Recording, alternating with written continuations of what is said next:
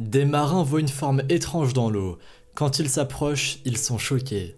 Il est parfois très difficile de savoir quoi faire quand on se trouve face à une situation inhabituelle. Si l'on ne s'est jamais retrouvé dans une telle situation, on peut se demander si l'on peut faire quelque chose ou bien si cela sera trop risqué. Et c'est d'autant plus compliqué de prendre une décision quand cette situation nécessite de faire un choix entre sauver un être vivant au péril de sa propre sécurité ou bien ne rien faire. Nous allons voir aujourd'hui des marins qui ont aperçu une forme étrange à la surface de l'eau et lorsqu'ils se sont approchés, ce qu'ils ont vu les a laissés sous le choc. Lorsqu'on exerce depuis longtemps le métier de marin, les journées en mer commencent à toutes se ressembler. Que l'on soit pêcheur, scientifique, marchand ou militaire, le temps aura toujours une influence sur le contenu de la journée puisqu'on ne navigue pas de la même manière si la mer est calme ou si la mer est agitée et qu'il pleut des cordes. Cependant, une fois que l'on a expérimenté toutes les situations possibles et imaginables et que l'on sait comment réagir quelle que soit la météo, la semaine d'un marin n'est pas forcément beaucoup plus variée que celle d'un travailleur de bureau. Mais parfois des situations inhabituelles vont rendre la journée d'un marin inoubliable. C'est ce qu'il s'est passé pour les marins dont nous allons parler aujourd'hui. La journée se déroule pareil aux précédentes, jusqu'au moment où les marins ont aperçu de loin une forme qui bougeait à la surface de l'eau. De cette distance, ils ne pouvaient absolument pas savoir s'il s'agissait d'un animal marin, d'un objet ou d'un autre bateau plus petit.